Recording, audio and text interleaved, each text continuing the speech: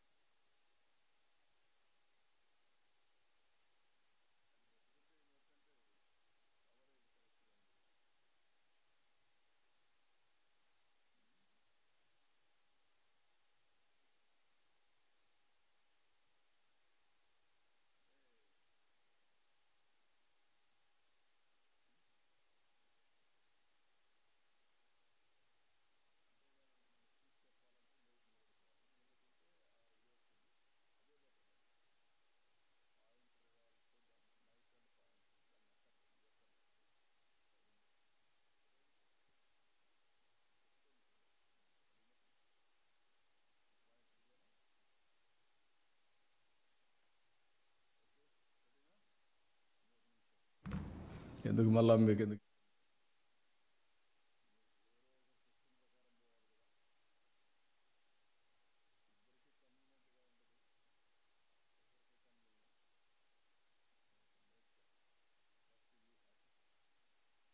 మళ్ళీ మా విషయాలన్నీ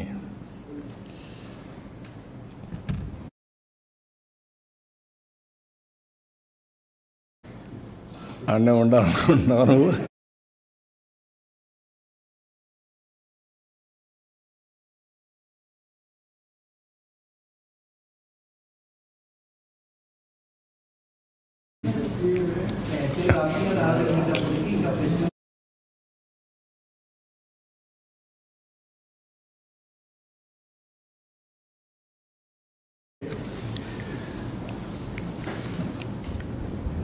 అందరికీ నమస్కారాలు. నేను ఎన్నికల సమయంలో పదే మీటింగుల్లో మాట్లాడినప్పుడు కొన్ని విషయాలు చెప్పాను. అందులో నేను ప్రధానంగా చెప్పింది ఆర్థిక వ్యవస్థ చిన్నాభిన్నమైంది, వ్యవస్థలన్నీ కూడా పూర్తిగా విధ్వంసానికి గురైనాయి. ఒక పక్క అమరావతి, పోలవరం, అమరావతిని 3 రాజధానులని 3 ముక్కలాటాడి ఫైనల్గా ఏదీ లేకుండా అమరావతిని సర్వనాశనం చేశారు, భ్రష్టు పట్టించారు. పోలవరం ఆంధ్రప్రదేశ్కు ఒక లైఫ్ లైన్, జీవనాడి. అలాంటి అమరావతి పూర్తిగా అంటే పోలవరాన్ని గోదావరిలో కలిపేశారు. ఎవరికి అంతుబట్టినటువంటి విషాదం అది. ఈ విధంగా ఒక్కోటి కాకుండా ఎవ్వరికి ఫ్రీడమ్ లేకుండా రాష్ట్రానికి రావాలన్నా ఈ రాష్ట్రంలో పుట్టిన వాళ్ళు భయపడే పరిస్థితికి వచ్చారు. ఈ రాష్ట్రంలో పుట్టి ఇక్కడ ఇండస్ట్రీ పెట్టాలి అని పెట్టిన వాళ్ళు వేరే రాష్ట్రాలకు పారిపోయే పరిస్థితికి వచ్చి తరిమేసే పరిస్థితికి వచ్చారు. ఇలాంటి సోమని సంఘటనలు అవన్నీ పోవడం లేదు. ప్రజలకు ఒక్కసారి గుర్తు చేస్తున్నా. అయితే నేను ఆ రోజు చెప్పింది అప్పటికే 14 సంవత్సరాల అనుభవం ఉంది, చేసినటువంటి చరిత్ర ఉంది, ప్రూఫ్ ఆఫ్ కాన్సెప్ట్ కూడా ఉంది. ఒక ఐటీ ఒక ప్రూఫ్ ఆఫ్ కాన్సెప్ట్. 95లో ప్రారంభించిన ఐటీ ఈరోజు ప్రపంచంలో highest per capita income Telugu వారికి వచ్చే పరిస్థితికి వచ్చింది. హైదరాబాద్ నగరం ఇండియాలో నెంబర్ 1గా తయారై తెలంగాణ రాష్ట్రానికి హైయెస్ట్ పర్ క్యాపిటా ఇన్కమ్ చేకూర్చే పరిస్థితికి వచ్చింది. ఇలాంటివి కోకొల్లలు. ఆ అనుభవంతో నేను ఆ రోజు ప్రజలకు ఒకటే చెప్పాను, సంపద సృష్టిస్తాం, ఆదాయాన్ని పెంచుతాం. ఏదైతే సంపద సృష్టించాలంటే అభివృద్ధి జరగాలి, అభివృద్ధి వల్ల సంపద వస్తుంది, సంపద వల్ల ప్రభుత్వానికి ఆదాయం పెరుగుతుంది, ఆదాయం పెరిగితే దాన్ని సంక్షేమ కార్యక్రమాలు పెట్టి నిరంతరం పేదరికం నుంచి పేదవాళ్ళని పైకి తీసుకొచ్చే అవకాశాలు ఉంటాయని చెప్పి నేను చాలా సందర్భాల్లో చెప్పాను. చాలామంది కూడా అన్నారు ఇవన్నీ ఏంటి అవి ఇవన్నీ మాట్లాడారు. నేను నమ్మిన ఆర్థిక సిద్ధాంతం ఇది. నేను ఇప్పుడు కాదు, 95లో నేను ముఖ్యమంత్రి అయ్యాను. 91లో ఆర్థిక సంస్కరణలు వచ్చాయి. అదే సమయంలో 92, 93 ఆ ప్రాంతంలో ఇంటర్నెట్ రెవల్యూషన్ వచ్చింది. ఈ రెండు కూడా ఇమ్మీడియట్గా అడాప్ట్ చేసుకోరు చాలామంది. ఒక పక్క ఆర్థిక సంస్కరణలు తీసుకొచ్చినప్పుడు అందరూ ఆలోచన ఏంటంటే ఆర్థిక సంస్కరణలు చేసింది కూడా ఇన్విటబుల్ సిచ్యువేషన్లు, ఫారిన్ ఎక్స్చేంజ్ రిజర్వ్స్ లేవు, ఆర్థిక సంస్కరణలు తప్ప వేరే మార్గమే లేదు. బంగారు కూడా తాకట్టు పెట్టిన సందర్భం అది. అప్పుడు తీసుకొచ్చారు. కానీ నేను మనసా వాచా నమ్మాను కాబట్టి నేను ఓనర్షిప్ తీసుకున్నా. నేను మాట్లాడా, సెకండ్ జనరేషన్ రిఫార్మ్స్ని స్టార్ట్ చేశా. అందుకే మీరు చూస్తే ఈరోజు ఇన్ఫ్రాస్ట్రక్చర్ ఆల్ రిఫార్మ్స్ నేను నేరుగా చేశాను, లేకపోతే ఆనాటి ప్రభుత్వం దగ్గర చేయించాను. ఒక పవర్ సెక్టర్ రిఫార్మ్స్ నేను తీసుకొచ్చి, అందుకే ఎన్నో సందర్భాలు చెప్పాను, పవర్ సెక్టర్ రిఫార్మ్స్ తీసుకొచ్చి రాష్ట్రానికి వెలుగులు ఇచ్చాను. నేను అధికారాన్ని కోల్పోయా. దట్ 2004. ఆ రోజు నేను కానీ దాన్ని కాంప్రమైజ్ అయ్యి ఉంటే ఓడిపోయాడు కాదేమో, అది వేరే చరిత్ర. అది విమానాశ్రయాలకి ఓపెన్ స్కై పాలసీ తీసుకొచ్చాను. ఫస్ట్ ఇండియాలో ఓపెన్ స్కై పాలసీలో ఫస్ట్ ఫ్లైట్ ఎమిరేట్స్ దుబాయ్ నుంచి హైదరాబాద్. గ్రీన్ ఫీల్డ్ ఎయిర్పోర్ట్లకు శ్రీకారం చుట్టాం. అది కూడా మీరు చూస్తే first airport Hyderabad green field airport. అదే మరి రోడ్లకు శ్రీకారం చుట్టాం. నేను మలేషియాలో చూస్తే ఆ రోడ్లన్నీ మెరుగు ఉన్నాయని వచ్చినప్పుడు వాజ్పేయి గారు చెప్తే ఆయన ఎక్కడి నుంచి వస్తాయి డబ్బులు అంటే, కాదండి మనం పెట్టే డబ్బులు సరిపోతుంది, ఈ విధంగా చేద్దామంటే proof of concept Nellore to Chennai. ఆ తర్వాత గోల్డెన్ క్వాడ్రిలేటరల్ రోడ్. ఇప్పుడు 2 లేన్ 4 లేన్ 6 లేన్ 8 లేన్ 14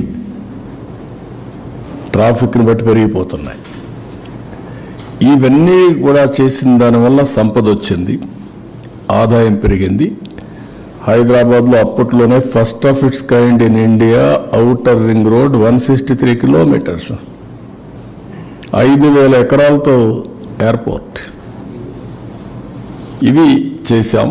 అదే మాదిరిగా నేను టెక్నాలజీని అడాప్ట్ చేశాను.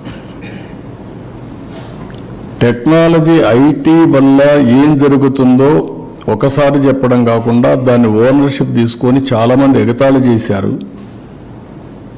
టెక్నాలజీ ఐటీ తిండి పెడుతుందని. ఈరోజు ఆ ఐటీ తిండి పెట్టడం కాదు కానీ ప్రతి ఒక్కరిని ఎక్కడికో తీసుకెళ్ళిపోతా ఉంది. సెల్ ఫోన్ లేకపోతే ఎవరు ఉండే పరిస్థితులు లేరు. ఇవన్నీ విజువలైజ్ చేసి ఆ రోజు చేశాం. ఈరోజు గవర్నమెంట్ వచ్చినప్పుడు నేను చెప్పిన విషయాలు మీరందరికీ డెవలప్మెంట్ చేసి సంపద సృష్టించి ఆదాయాన్ని పెంచిన ఆదాయంతో మళ్ళా అభివృద్ధి చేస్తూనే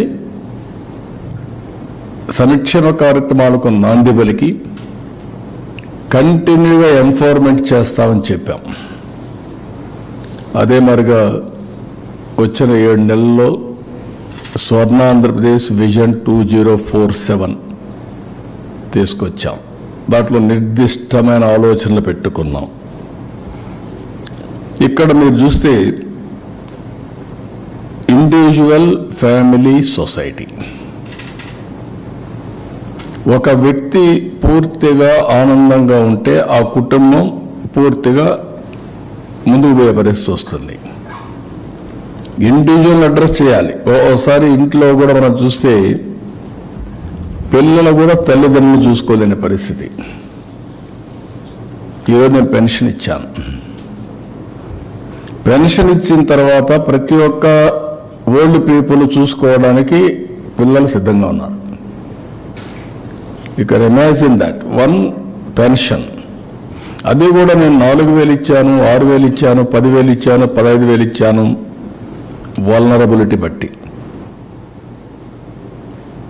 4,000 రూపాయలు ఏజ్ మితంతులు వీళ్ళకందరికి ఇచ్చాను. అదే సమయంలో 6,000 రూపాయలు దివ్యాంగులకు ఇచ్చాను. అదే సమయంలో 10,000 రూపాయలు కిడ్నీ పేషెంట్స్ ఇలాంటి వాళ్ళందరికీ 10,000 ఇచ్చాను. 15,000 మంచం మీదనే శాశ్వతంగా ఉండి ఒక అటెండెంట్ కావాల్సి వస్తే ఇంట్లో వాళ్ళు తిట్టుకోకుండా కనీసం 15,000 వస్తూ ఉంది, వెసులుబాటు ఉంది అనే పరిస్థితి వాళ్ళనైతే ఇచ్చాం. దానివల్ల మనుషుల్ని మనుషులుగా ట్రీట్ చేసే పరిస్థితి వచ్చింది. ఇండియాలో అన్ని కల్చర్ కంటే మన కల్చర్ ఎక్స్ట్రార్డనరీ. ఫ్యామిలీ వ్యవస్థ వల్ల సెక్యూరిటీ చాలా పర్ఫెక్ట్గా ఉంటుంది. అలాంటి వ్యవస్థ మన భారతదేశానికి ఒకటే ఉంది. ఈ ప్రోగ్రాం వల్ల ఇండివిజువల్ వ్యవస్థ బాగుపడింది. ఇప్పుడు ఇంకొక పక్కన మీరు గుర్తుపెట్టుకోవాల్సింది, ఇండియాకు ఉండే అడ్వాంటేజ్ ఎక్కడ లేవు. ఆధార్, ప్రతి ఒక్క వ్యక్తిని ఐడెంటిఫికేషన్ ఆధార్ చేసేస్తుంది. దారిలో పోతా ఉంటే నేను సో అండ్ సో అంటే నువ్వు సో అండ్ సో అంటే చెప్పా ముద్ర వేలు ముద్రలు తీసుకొని నువ్వు ఎవరు చెప్పే పరిస్థితి వస్తుంది. ఏ ఊరు ఎక్కడి నుంచి వచ్చో అన్నీ కూడా వచ్చేస్తాయి. That is it is com. ఇప్పుడు ఇక్కడ నేను తీసుకొచ్చింది ఏంటంటే, హౌస్కి వీళ్ళందరినీ కలిపాను. వీడిగా ఉన్నారు ఇంతవరకు. ప్రధానమంత్రి గారు ఆయుష్మాన్ భారత్ పెట్టినా, లేకపోతే పెన్షన్ ఇచ్చినా, లేకపోతే రైతు భరోసా ఇచ్చినా విడివిడిగా ఇస్తూ ఉంటారు. ఇప్పుడు నేనేం చేస్తున్నానంటే హౌస్కి అందరినీ కనెక్ట్ చేస్తున్నా, ఫ్యామిలీ మెంబర్స్ అందరినీ.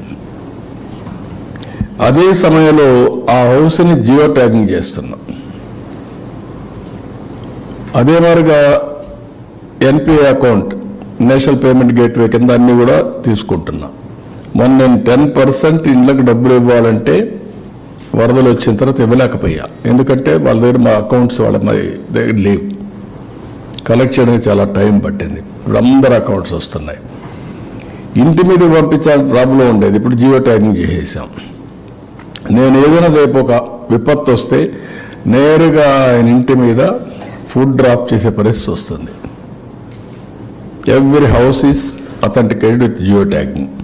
ఇవన్నీ ఎందుకు చేశామంటే, ఈరోజు నేను సమాజాన్ని ఒక నిర్దిష్టమైన విధానంతో, ఒక విజన్తో, ఎవ్రీ వ్యక్తి ఆనందంగా ఉండాలి, ఎవ్రీ కుటుంబం ఆనందంగా ఉండాలి, సమాజం ఆనందంగా ఉండాలి. అదే wealthy, healthy, happy family. That is my goal.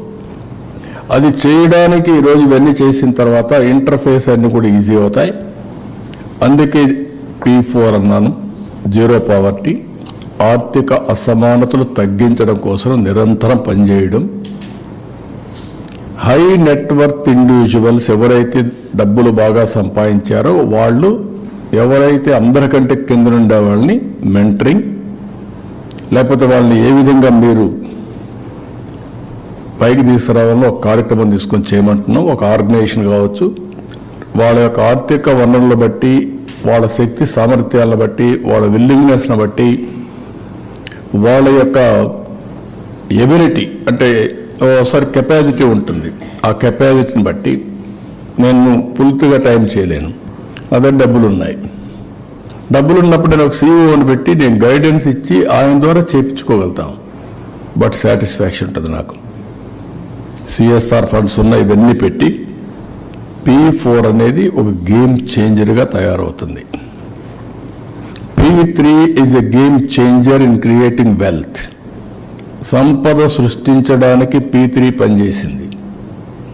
P4 అనేది జనాభాని ఒక ఆస్తిగా తీసుకుని అందరిని ఎంపవర్మెంట్ చేసి వాళ్ళ శక్తి సామర్థ్యాలు పెంచి శాశ్వతంగా వాళ్ళని ఆర్థికంగా పైకి తీసుకొస్తే that is the best society in the world. I strongly believe. దానికోసమే పనిచేస్తున్నాం.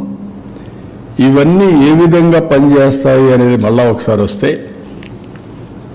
ఒక పక్క గవర్నమెంట్ అనేది వెల్త్ క్రియేట్ చేయడానికి జిఎస్టిపి, దేశం జీడిపి. మనం ఇక్కడ గ్రాస్ స్టేట్ డొమెస్టిక్ ప్రోడక్ట్ అంటాం. నేషనల్ లెవెల్లో గ్రాస్ డొమెస్టిక్ ప్రోడక్ట్ అని వారు ఇది చేస్తారు. దాన్ని ఎంతమంది జనాభా ఉంటే వాళ్ళకి డివైడ్ చేస్తే తలసరి ఆదాయం వస్తుంది. ఒకరికి ఎక్కువ ఆదాయం వస్తుంది, ఒకరికి తక్కువ ఆదాయం వస్తుంది. ఇవన్నీ వచ్చినప్పుడు ఎంత ఒకప్పుడు ఇండియా 1%, 2% గ్రో అయ్యాం. అప్పుడు అందరూ మనం లెగతాలు చేశారు హిందూ గ్రోత్ రేట్ అని. అప్పుడు పెద్ద ప్రాజెక్టులు ఏం చేయలేకపోయాం. ఇప్పుడు గ్రోత్ రేట్ పెరిగింది.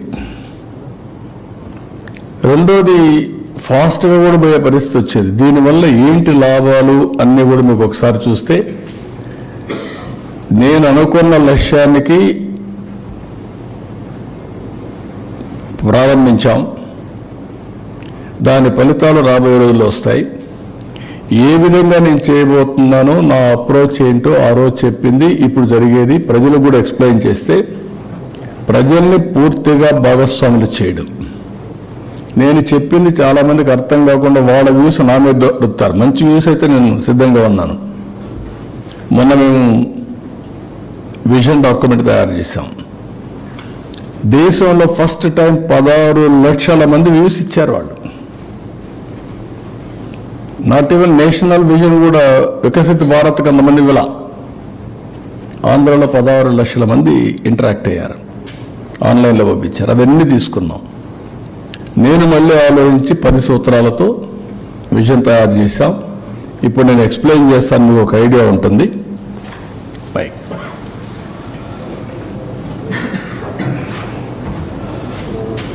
బై కాబట్టి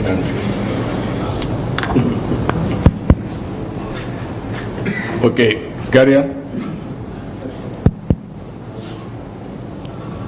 ఇక్కడ ఫస్ట్ టైం మీకు హిస్టరీ కూడా పోతే మీకు ఒక ఐడియా ఉంటుంది.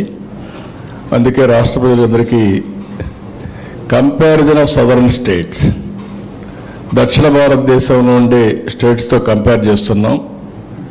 ఇక్కడ గ్రోత్ సినారియో, జిఎస్టిపి ట్రెండ్స్, ఇప్పుడు 24-25 first advanced estimates, population projections, ఇవి తీసుకొని బ్రాడ్గా ఒక కాన్సెప్ట్ తీసుకొని రాష్ట్ర ప్రజలకు ఏం జరుగుతూ ఉంది, ఈ 7 నెలల్లో ఏం చేయగలిగాం అని చెప్పే ప్రయత్నం చేస్తున్నాను. నెక్స్ట్ ఇక్కడ మీరు చూస్తే 4-5 రాష్ట్రాలు, ఆంధ్రప్రదేశ్, తెలంగాణ, కేరళ, తమిళనాడు, కర్ణాటక. ఈ పక్క చూసినప్పుడు gross state domestic product in crores, share in GDP, national GDP కింద, population proportionate in country, share of population దాని మీద, ఇది నెంబరు, ఇది percentage, per capita income, area in square kilometres.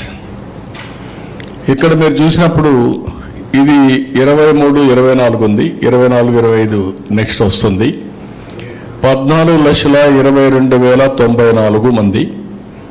Telangana 15,01,981, Kerala 11,46,109, Tamil Nadu 27,21,571, Karnataka 25,733. ఇక్కడికి వచ్చాక మీరు చూస్తే షేర్ ఆఫ్ ఇక్కడ ఇదైనాక షేర్ ఆఫ్ పాపులేషన్ చూస్తే ఇక్కడ పాపులేషన్లో 5,32,00,000 ఆంధ్ర, 3,21,00,000 తెలంగాణ, 3,60,00,000 కేరళ, 7,69,00,000 తమిళనాడు, 6,79,00,000 కర్ణాటక. అంటే ఇక్కడ చూసినప్పుడు 5 కోట్ల, ఇక్కడ తెలంగాణ వచ్చే 15 లక్షలు వచ్చింది, పాపులేషన్ 3.81. ఆంధ్రప్రదేశ్ 14,22,000, 5.32. ఇక్కడికి పర్ క్యాపిటా వస్తే 2,37,951, Telangana 3,56,564, highest in the country. ఇక్కడికి వచ్చినప్పుడు 2,81,000 కేరళ, తమిళనాడు 3,15,220, కర్ణాటక 3,32,926. ఏరియా చూస్తే 163 స్క్వేర్ 1000 స్క్వేర్ 163,000, 1,63,000 స్క్వేర్ కిలోమీటర్స్. ఇక్కడ వచ్చే తెలంగాణ 1,12,000, ఇక్కడ కేరళ 38,090, ఇక్కడ వచ్చే తమిళనాడు వచ్చే కొందికి 1,30, అంటే ఆంధ్ర కంటే తమిళనాడు తక్కువ. కర్ణాటక చూస్తే 1,91,000, తమిళనాడు జనాభా ఎక్కువ, ఏరియా తక్కువ. కర్ణాటక జనాభా ఏరియా కూడా ఎక్కువ ఉంది, ఆంధ్రాకు ఎక్కువ ఉంది, తెలంగాణలో ఆదాయం ఎక్కువ ఉంది. దిస్ ఈజ్ ది సినారియో, మీకు ఒక ఐడియా కోసం. నెక్స్ట్, ఇది ఒక అందరికి అర్థం కావాల్సిన అవసరం ఉంది. జిఎస్టిపి అంటే ఏమనుకుంటారంటే మాకే సంబంధం అనుకుంటారు. జిఎస్టిపి అనేది గ్రాస్ స్టేట్ డొమెస్టిక్ ప్రోడక్ట్, రాష్ట్ర సంపద. రాష్ట్ర సంపద పెరిగితే వ్యక్తిగత సంపద పెరుగుతుంది. రాష్ట్రంలో ఉండే అందరి సంపద కలిసి రాష్ట్ర సంపద అవుతుంది.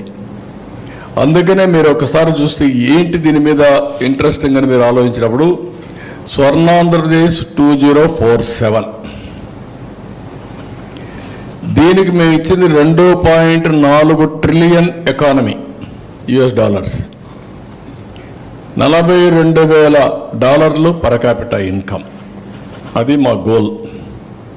ఇప్పుడు $3,100 per capital income as on today 2024-25కి. ఇది 46-47 కంతా 42,000 పెంచాలి. ఎట్లా పెంచుతారు అని మీరు అనుకున్నప్పుడు ఇక్కడ ఈ ఫిగర్స్ ఇచ్చారు, మీరు గుర్తుపెట్టుకోవాలి. 7.5% గ్రోత్ ఉంటే జిఎస్డిపి 75 లక్షలు అవుతుంది, ట్రిలియన్లో 0.62 అవుతుంది. పర్ క్యాపిటల్ ఇన్కమ్ 13,18,795 అవుతుంది. 7.5 గ్రో అయితే 13,18,795 అవుతుంది. పర్ క్యాపిటల్ ఇన్కమ్ $10,384 అవుతుంది.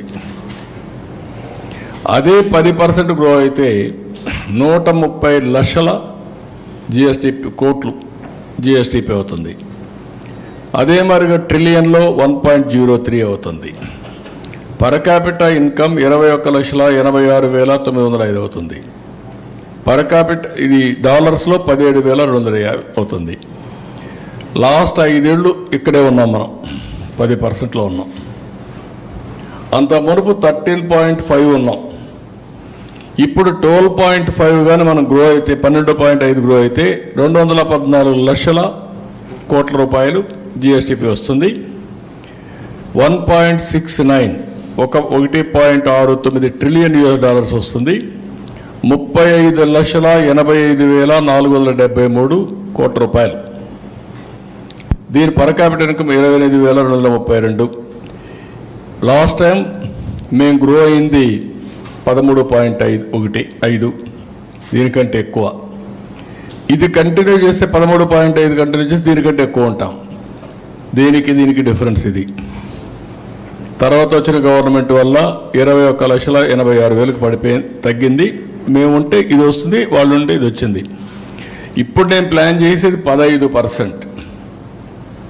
15% అయితే 347 లక్షల కోట్ల రూపాయలు జిఎస్టిపి అంటే 2.74 ట్రిలియన్ US. దీన్ని కూడా ఎక్సీడ్ అవుతాం 15 కానీ కంటిన్యూగా చేయగలిగితే. పర్ క్యాపిటల్ ఇన్కమ్ 58,14,916 రూపాయలు. 46-47కి తలసరి ఆదాయం 58,14,316. ఈరోజు తలసరి ఆదాయం 2,68,000. 2,68,000 58 లక్షలు అవుతుంది ఇది గ్రోగా కలిగితే.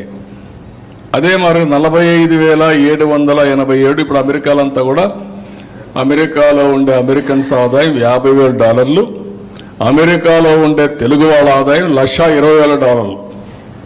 అది కంపేర్ చేసుకుంటే అంత కూడా లేము మనం. అంటే ఇక్కడ పుట్టినవాడు అక్కడికి వెళ్తానే డబ్బులు సంపాదించే పరిస్థితికి వచ్చాడు. ఆ ఎన్విరాన్మెంట్ క్రియేట్ చేస్తే సస్టైనబిలిటీ ఎట్లా వస్తుందో ఒక ఎగ్జాంపుల్ చెప్పాను మీకు.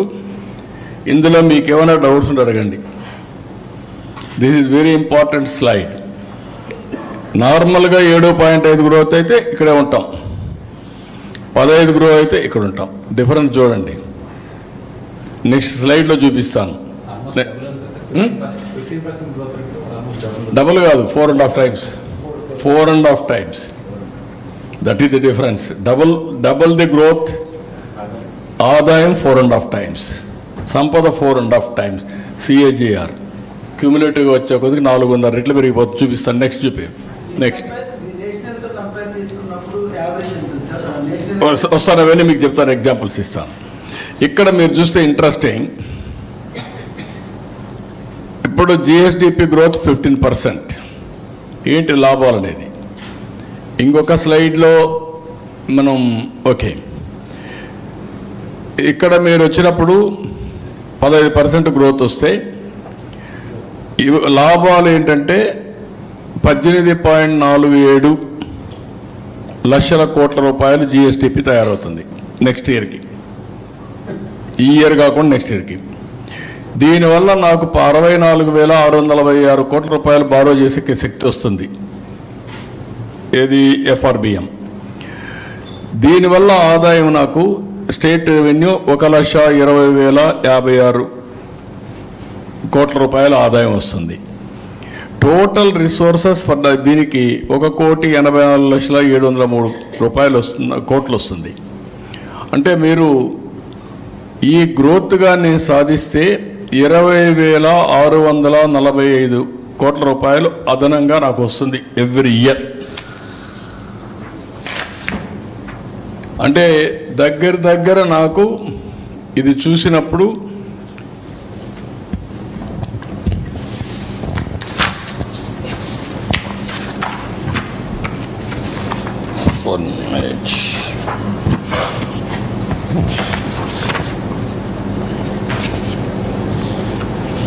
అక్కడ దీనికంటే ముందు ఒకసారి వెళ్ళు. ఇది చూసినప్పుడు మీకు 7.5 to 15 డబల్. $10,384 నుంచి $45,787, 4.5 times. ఇది ఇక్కడ చూస్తే 13,18,000, ఇక్కడ 58,14,000, 4.5 times. అంటే ఒక్క డబల్ కానీ చేస్తే 4.5 times ఇన్కమ్ 2047. ఈ సినారియోలు 7.5, 10, 12.5, 15. దట్ ఈస్ ది సినారియో రాబోయే రోజుల్లో జరగబోయేది. అందుకే నేను ఎప్పుడూ 15% గ్రోత్ అంటే ఎవరికి అర్థం కావడం లేదు. 1% గ్రోత్ వల్ల ఏంటి లాభాలు, డబల్ అయితే ఏంటి లాభాలు అనేది ఒక్కసారి మీకు చూపించాను. That is our goal. Next ఇప్పుడు ఇక్కడికి వచ్చినప్పుడు ఈ సంవత్సరం ఊరికే మీకు రికార్డ్ చేస్తున్నాను. లాస్ట్ ఇయర్ కంటే ఈ సంవత్సరం గ్రోత్ 4.03% మా గ్రో కాగలిగాం. లాస్ట్ ఇయర్ కంటే ఈ సంవత్సరం గ్రోత్ 4.03%. దీనివల్ల లాభం ఒకసారి చూస్తే ఇయర్ వైజ్ వేసాం 4-5 ఏళ్ళు. జీడిపి గ్రోత్ రేట్ 15% వేసాం. ఎంత వస్తుందని. బారోయింగ్ మనం ఎఫ్ఆర్బిఎం ఎంతవరకు పెంచుకోవచ్చు అనేది వేసాం. స్టేట్ ఓన్ రిసోర్సెస్ ఎంతవరకు వస్తాయని చెప్పి పెట్టాం. టోటల్గా ఎంతవరకు వస్తాయి. అడిషనల్ అమౌంట్ అవైలబుల్ ఇప్పటికీ దీనికి అవైలబుల్ మీరు చూస్తే 25-26కి 20,646 కోట్లు, 26-27 27,705 కోట్లు, 27-28 31,860 కోట్లు, 28-29 46,640 కోట్లు, 29-30కి 42,136 కోట్లు అదనంగా ఆదాయం వస్తుంది.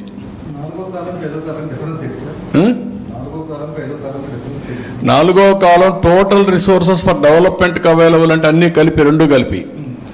ఇది అడిషనల్ అంటే ఈ ఇయర్ కంటే ఎట్లా పెంచుకుంటా వస్తుంది అనేది. ఇయర్ ఆన్ ఇయర్ ఎంత పెరుగుతుంది గవర్నమెంట్కి ఆదాయం అనేది ఫ్లెక్సిబిలిటీ. ఇంత గ్రోత్ వస్తే ఇది పెరుగుతుంది అనమాట. అదే కానీ ఇదైతే ఇది మామూలుగా ఇవన్నీ కూడా ఈ రెండు కలిపి బ్రేకప్ ఇచ్చాను దానికి. ఏది borrowing space, state own, total, ఈ రెండుకి టోటల్ అది. ఇది additional amount available for the state. 1% పెరిగితే ఎంత వస్తుందంటే ఫస్ట్ ఇయర్ 1,376, సెకండ్ ఇయర్ 1,847, మూడో సంవత్సరం 2,124, నాలుగో సంవత్సరం 2,442, ఐదో సంవత్సరం 2,809 కోట్లు 1% పెరిగితాయి. ఈసారి 4.03 పెరిగాం. 4.03 అంటే ఈ సంవత్సరం గ్రోత్ రేటు రఫ్గా ఎస్టిమేట్ చేసింది 12.94. 12.94 పెరిగిన దానికి 4.03 కంపేర్ టు లాస్ట్ ఇయర్. దానివల్ల దీన్ని 4 రెట్లు మీరు పెంచుకోవచ్చు. ఆ ఫిగర్ నేను చెప్పిన ఫిగర్ని అది మా వాళ్ళు అక్కడ వేయలేదు, దాన్ని డివైడ్ చేశాం. 1% is equal to first year 1376, రెండవ సంవత్సరం 1847, మూడవ సంవత్సరం 2124, నాలుగవ సంవత్సరం 2442, ఐదవ సంవత్సరం 2809. అంటే 5వ సంవత్సరానికి 5%, 4%గా నాకు చూస్తే మోర్ దెన్ 12,000 కోట్ల రూపాయలు అదనంగా వస్తుంది, ఓన్లీ ఆదాయం వరకే. సో నెక్స్ట్ ఎఫ్ఆర్బిఎం ఇక్కడ బ్యాక్. ఎఫ్ఆర్బిఎం 1,13,00,000 పెరుగుతుంది. నాకు ఇది 3,23,23,00,000 వస్తుంది టోటల్గా ఎఫ్ఆర్బిఎం కానీ అదనపు ఆదాయం కానీ స్టేట్ ఓన్ రిసోర్సెస్ కానీ రెండే ఇక్కడ. ఒకటి ఎఫ్ఆర్బిఎం, ఒకటి స్టేట్ ఓన్ రిసోర్సెస్ ట్యాక్సేషన్ ద్వారా వచ్చే ఆదాయం. రెండు కలిపితే 3,23,000 నేను ఖర్చు పెట్టచ్చు లాస్ట్ ఇయర్ వచ్చే కొందికి. దట్ ఈజ్ వేర్ మన బడ్జెట్ని మనం ప్లాన్ చేసుకోవడం, మళ్ళా దాన్ని వెల్ఫేర్ ఖర్చు పెట్టడం. ఇదే కానీ ఊహించుకుంటే ఈ డబ్బులు నాకు రాలేదనుకోండి, నేనేం చేయాలి? అప్పు చేయాలి. అప్పు చేస్తే ఏమవుతుంది? సర్వీసింగ్ చేయాలి. డెట్ సర్వీసింగ్, అప్పు కట్టాలి, వడ్డీ కట్టాలి, మళ్ళా దానికి అప్పు చేయాలి. కంటిన్యూగా నిరంతరం డెట్ ట్రాప్లో చిక్కకపోయి కడానా డబ్బులు ఇచ్చేవాడు ఉండడు, అనేక సమస్యలు వస్తాయి.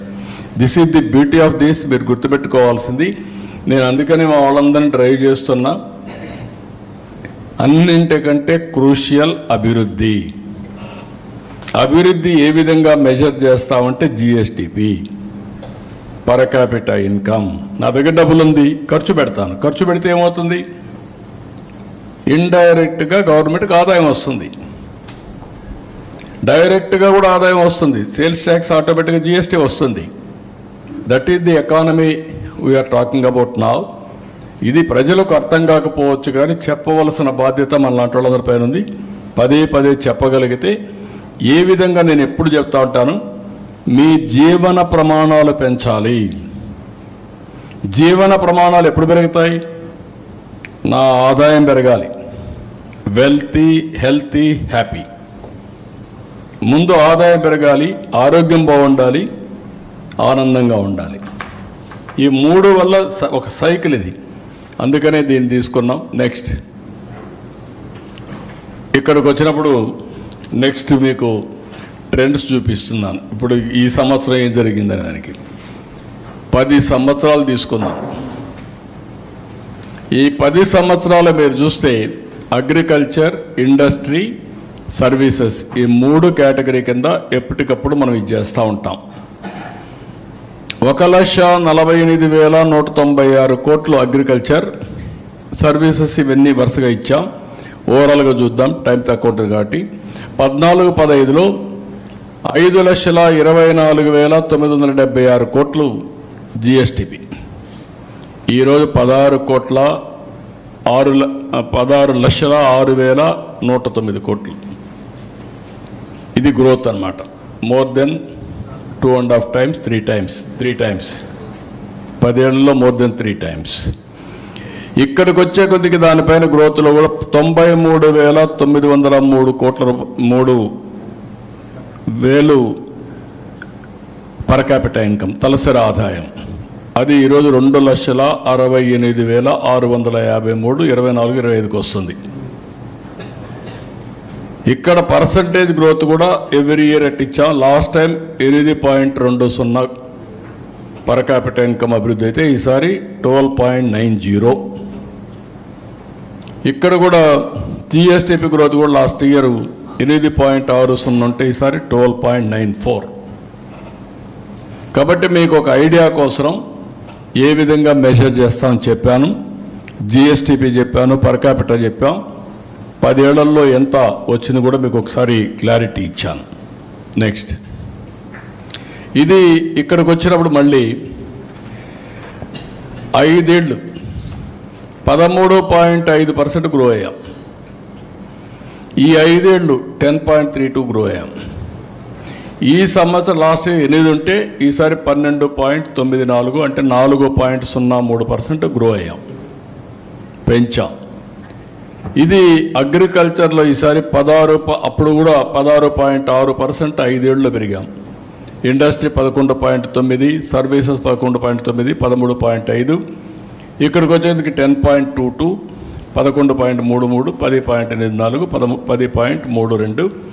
ఈ సంవత్సరం ఇది 15.86, 6.71, 11.70, 12.94. ఇండస్ట్రీ పైన బాగా డ్యామేజ్ అయింది, దాన్ని రికవర్ చేస్తున్నాం. నెక్స్ట్ ఇక్కడికి వచ్చినప్పుడు మీకు ఆల్ ఇండియా లెవెల్లో మీరు చూస్తే ఇవన్నీ year by year Andhra Pradesh GSDP growth rate and also our share. ఇక్కడ 14లో 4.21% జీడిపిలో మన షేర్ ఉంటే అది 4.96 పెరిగింది. ఆల్ ఇండియా లెవెల్లో గ్రోత్ రేట్ మీరు ఒకసారి చూస్తే 24-25కు 9.7 కరెంట్ ప్రైస్ ఉంటే మంది 12.94. అంటే దగ్గర ఆల్ ఇండియా లెవెల్ కంటే 3.24% మనం ఎక్కువ గ్రో అయ్యాం. లాస్ట్ ఇయర్ కంటే 4.03 ఎక్కువ గ్రో అయ్యాం. ఈ సంవత్సరం దగ్గర 3.24% గ్రో అయ్యాం. కానీ ఇప్పుడు కూడా $3.82 ట్రిలియన్ దేశ సంపద అయితే మంది 0.19 ఉంది ట్రిలియన్. ఇది మీకు క్లారిటీ కోసం. ఇది కూడా అప్పట్లో మీరు చూస్తే 4.4%, 4.45 కాన్స్టెంట్ ప్రైసెస్. ఇప్పుడు ఈ పీరియడ్లో 4.82, తర్వాత 4.96 ఇప్పుడు మళ్ళీ. ఇది ఓవరాల్గా మీకు ఒక ఐడియా కోసం. నెక్స్ట్ ఇక్కడ పర్ క్యాపిటా ఇన్కమ్ మీరు చూస్తే 13.21% పెరిగింది 5 ఏళ్ళు, 14-19. తర్వాత అది 9.18 తగ్గిపోయింది. జిఎస్టిపి తగ్గిపోయింది, పర్ క్యాపిటా ఇన్కమ్ తగ్గిపోయింది, పర్చేసింగ్ కెపాసిటీ తగ్గిపోయింది. దగ్గర ఎంత పర్సంటేజు? 4.03 తగ్గిపోయే పరిస్థితికి వచ్చింది. పర్ క్యాపిటా ఇన్కమ్ కూడా తగ్గిపోయింది. ఇప్పుడు ఇక్కడికి వచ్చే కొందికి ఈసారి 12.9 పెరిగింది. అప్పుడు 13.21, ఇప్పుడు 12.9 పెరిగింది. ఇది 8 మొత్తం కలిసి ఆవరేజ్ 9.18. ఇప్పుడు ఇక్కడికి వచ్చినప్పుడు తలసరి ఆదాయం $3,169 ఆంధ్రప్రదేశ్, దేశం $2,361. దేశం కంటే ముందున్నాం. సౌత్ ఇండియా మనం అందరికంటే తక్కువ ఉన్నాం. కానీ ఓవరాల్గా $3,169 ఈ సంవత్సరానికి వచ్చాం. నెక్స్ట్ ఇది AP GSDP first advance estimates, FAE 2024-25కి ఫస్ట్ అడ్వాన్స్ ఎస్టిమేట్స్. ఇవి ఎవ్రీ గవర్నమెంట్ విల్ డూ. ఇప్పుడు దీన్ని బేస్ చేసుకొని మేము ఏపీ అట్ గ్లాన్స్ ఇచ్చి సోషియో ఎకనామిక్ సర్వే ఇస్తాం. అది రేపు బడ్జెట్లో వస్తాయి. దాన్ని బేస్ చేసుకొని నెక్స్ట్ ఇయర్ బడ్జెట్ తయారు చేసుకుంటాం. ఇక్కడికి వచ్చినప్పుడు agriculture, industry, service sector, GVA, GSDP, per capita ఇవన్నీ కూడా మీకు 23, 24, 24-25 మీకు ఇచ్చాం. అప్పుడు 2,37,951 ఉంటే ఇప్పుడు 2,68,653 రూపాయలు ఇప్పుడు పర్ క్యాపిటా ఇన్కమ్ వస్తుంది. అదే మరిగా 8.2 పర్ క్యాపిటా ఇన్కమ్ అప్పుడు పెరిగితే ఇప్పుడు 12.9% ఇప్పుడు పెరుగుతుంది. జీవీఏ అదే మరిగా జిఎస్టిపి 12.94. ఇక్కడ వచ్చినప్పుడు అగ్రికల్చర్ సెక్టర్ బాగా గ్రో అయింది, 15.86. ఇది లో హ్యాంగింగ్ ఫ్రూట్. ఒక సంవత్సరం ఫోకస్ చేస్తే ఆ సంవత్సరం పంటలు వస్తాయి కాబట్టి అగ్రికల్చర్ పైన శ్రద్ధ పెట్టాం. ఆ శ్రద్ధ పెట్టిన దానివల్ల 15.8% వచ్చింది. అంత మునుపు కూడా 16.6% వచ్చింది 5 ఏళ్ళు. ఎప్పుడు కూడా తెలుగుదేశం పార్టీ అధికారం ఉన్నప్పుడు వ్యవసాయానికి రైతుకి పండుగ. ఎప్పుడైతే ఆ చేసిన పనులన్నీ సక్రమంగా చేస్తున్నామో దానివల్ల వాళ్ళ ఆదాయం పెరుగుతుంది. రెండోది, ఈరోజు మీరు చూసినప్పుడు 1500 కోట్ల రూపాయల బకాయిలుంటే ప్యాడీ ప్రొక్యూర్మెంట్లు అన్నీ పే చేసి 24 గంటల్లో డబ్బులు ఇవ్వగలిగాం. మాయిశ్చర్గా అన్ని స్ట్రీమ్లైన్ చేశాం. దిగుబడి పెరిగింది. చాలా వరకు కంట్రోల్ చేసి ఇది క్లియర్గా అన్ని విషయాల్లో కూడా నేను ఎక్స్ప్లెయిన్ చేస్తాను వ్యవసాయంలో ఏమేమి పెరిగిందని. ఇండస్ట్రీ సెక్టర్ మాత్రం 6.71 పెరిగింది. Service sector 11.7. ఆల్ ఇండియా లెవెల్లో అగ్రికల్చర్ 10% పెరిగింది. 6.6% ఇండస్ట్రీ పెరిగింది. 10.5% సర్వీస్ సెక్టర్ పెరిగింది. ఇది ఓవరాల్గా మీకు ఒక ఐడియా కోసం. దెన్ నెక్స్ట్ ఇక్కడికి వచ్చినప్పుడు మళ్ళీ ఇవి మొత్తం 3 సెక్టర్లలో పర్ క్యాపిటా ఇన్కమ్ ఇపక ఆల్ ఇండియా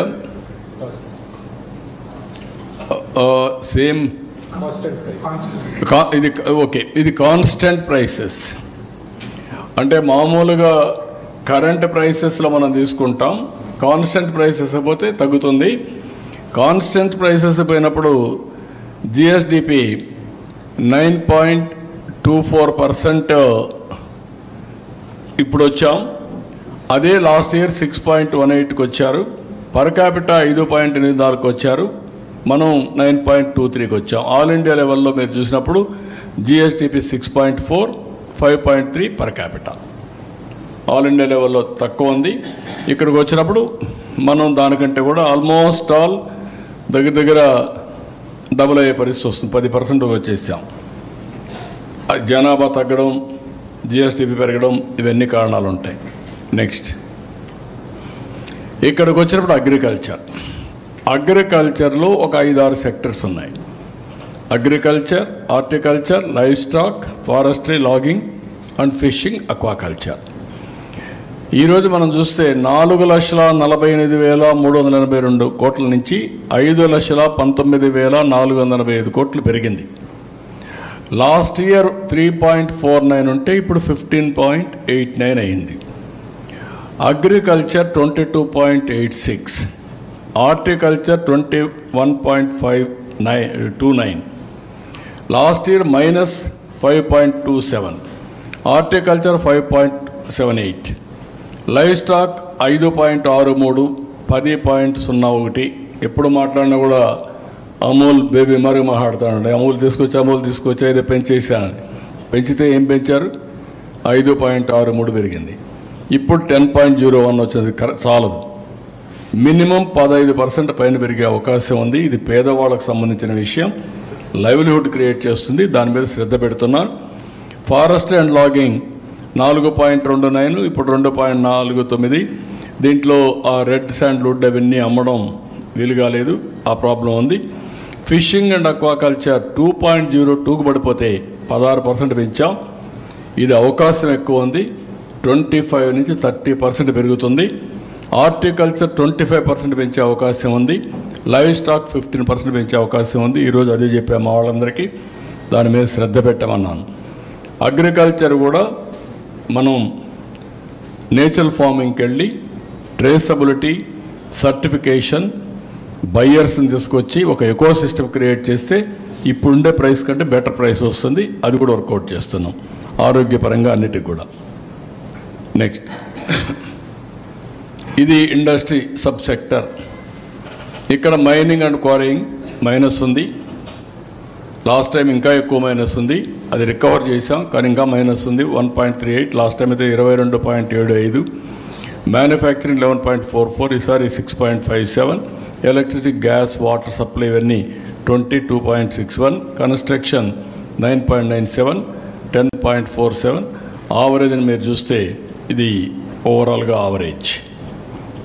నెక్స్ట్ ఇక్కడ this is one sector we have to improve further, బాగా చేయాల్సిన సెక్టర్ ఇది మీరు చూసినప్పుడు ట్రేడ్, హోటల్స్ అండ్ రెస్టారెంట్స్ 9.65 నుంచి 11.32, రైల్వేస్ 5.94 నుంచి 6.43, transport by other means and storage 10.73 నుంచి 13.70, కమ్యూనికేషన్స్ 14.42 నుంచి 15.28, బ్యాంకింగ్ ఇన్స్టిట్యూషన్స్ 10.28 నుంచి 14.61, real estate ownership of dwelling 12.64 నుంచి 11.13, పబ్లిక్ అడ్మినిస్ట్రేషన్ 4.76 నుంచి 5.21, అదర్ సర్వీసెస్ 10.57 నుంచి 12.15.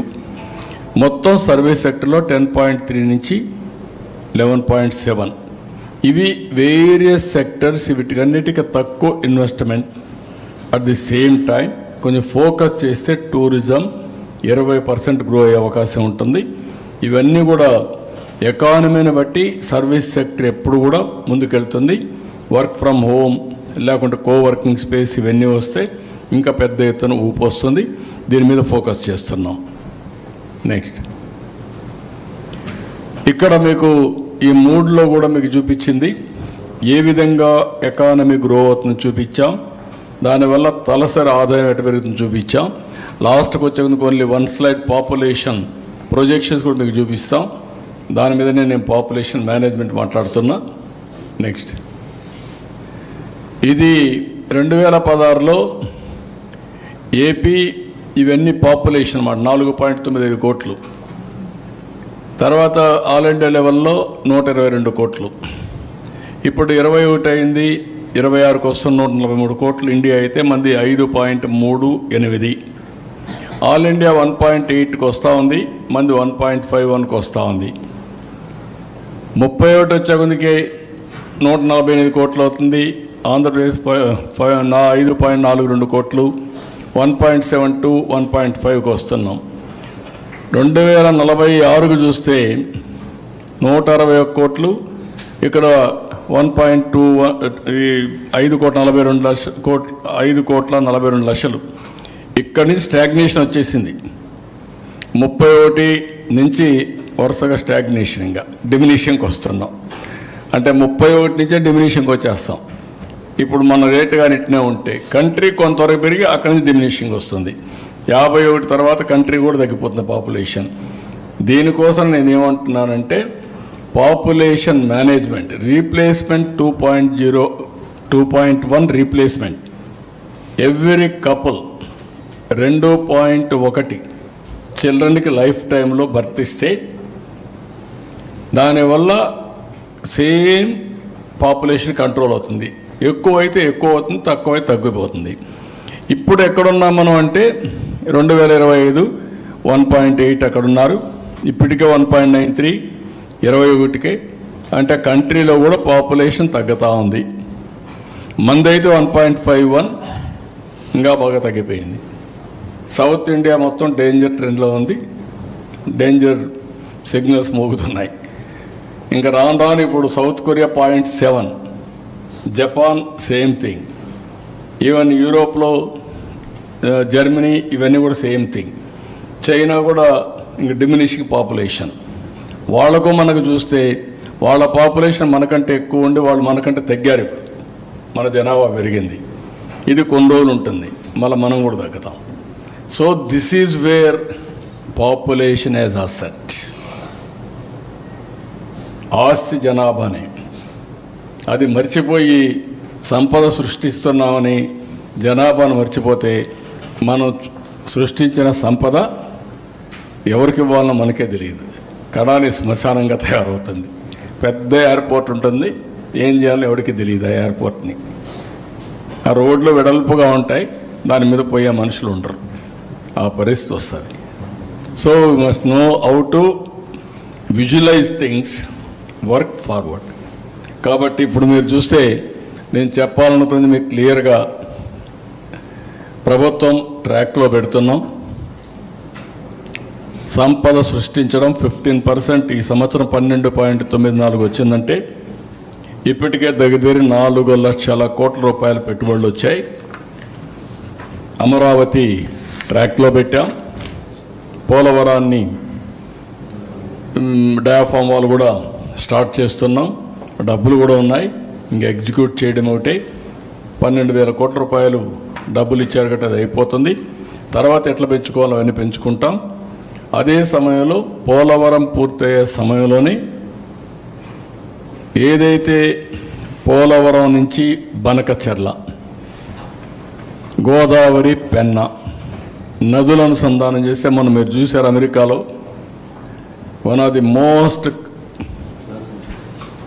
బెస్ట్ ఎగ్జాంపుల్ ఇది సిలికాన్ వ్యాలీ. సిలికాన్ వ్యాలీలో నీళ్లు లేకుండా డ్రై అయిపోయి 4 లక్షల కోట్ల రూపాయల ఆస్తి బూడిదైపోయింది. దాని మీద అందరూ పెద్ద సినిమా వాళ్ళందరూ ఎక్కువ నీళ్లు వాడేశారు, ఇక్కడ డబ్బులు ఎక్కువ ఉన్నాయి, గార్డెన్స్ పెట్టుకున్నారు, మొత్తం అంతా కూడా మాకు నీళ్లు లేవు, డ్రై అయిపోయింది, మొత్తం దెబ్బతిన్నాం అనే పరిస్థితికి వచ్చారు. That is the value of water, this is the value of population. Water and population ఈ రెండు కరెక్ట్గా కానీ బ్యాలెన్స్ చేయగలిగితే ఇక్కడ అన్నీ మన చేతల్లో ఉన్నాయి. టెక్నాలజీ ఉంది, భూమి ఉంది, అవకాశాలు ఉన్నాయి, ఆకాశం హద్దుగా పనిచేయచ్చు. బట్ 1% గ్రో అయితే ఎంత ఇంపాక్ట్ ఉందో మీరు చూసుకోవాలి. మళ్ళీ ఇప్పుడు ఫస్ట్కి వస్తాను, ఒకసారి చూసుకోండి మీరు. డబుల్ కానీ గ్రోత్ అయితే 4.5 టైమ్స్ పెరుగుతుంది. ఇది అందరూ అర్థం చేసుకోవాల్సిన అవసరం. నెక్స్ట్ ఇదేనా గ్రోత్ నెక్స్ట్ కదా. నెక్స్ట్ ఇది ఈ slide is important for you. ఇది ఇంతవరకు మీకు ఎవరన్నా ఆలోచన వచ్చిందో లేదో నాకు తెలియదు. 7.5%కి 15%కి డిఫరెన్స్. పర్ క్యాపిటల్ ఇన్కమ్ 13 లక్షల నుంచి 58 లక్షలు. ఎవరన్నా 58 లక్షలు కావాలనుకుంటారా, 13 లక్షలు కావాలనుకుంటారా?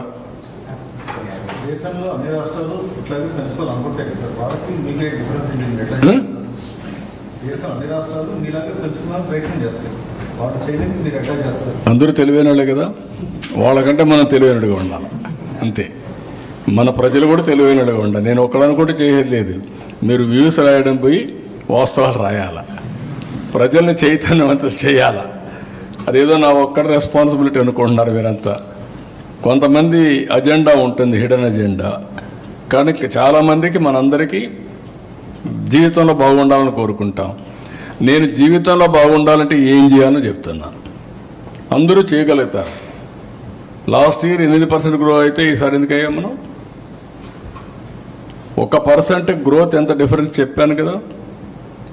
1% నేను చెప్పిన తర్వాత లాస్ట్ టైం 3.5% ఎక్కువ గ్రో అయ్యాం. దానివల్ల ఎంత లాభం వస్తుందో కూడా దీన్ని ఒకసారి మీరు వేరే చేసుకోవచ్చు కదా. అందుకే నో యాక్షన్, నేను అందుకనే విజన్ డాక్యుమెంట్ తయారు చేశాను కదా. అట్ట కాదు, నేనేమంటానంటే నేను మిమ్మల్ని ద్వారా ప్రజలకి ఎప్పటికప్పుడు జవాబుదారీతనం తీసుకొచ్చి నేను చెప్పింది వాళ్ళు అర్థం చేసుకుందని నన్ను. నేను వస్తే అభివృద్ధి జరుగుతుందని ఒప్పుకున్నారు. అభివృద్ధి అంటే ఏంటి అని అర్థమైంది. ఇప్పుడు రోడ్లు వేసాం. నిన్న అందరూ రోడ్లో వచ్చారు. లాస్ట్ ఇయర్ గుంతల్లో ఉన్నారు. కనపడలేదు డిఫరెన్స్. డెవలప్మెంట్ కాదా అది?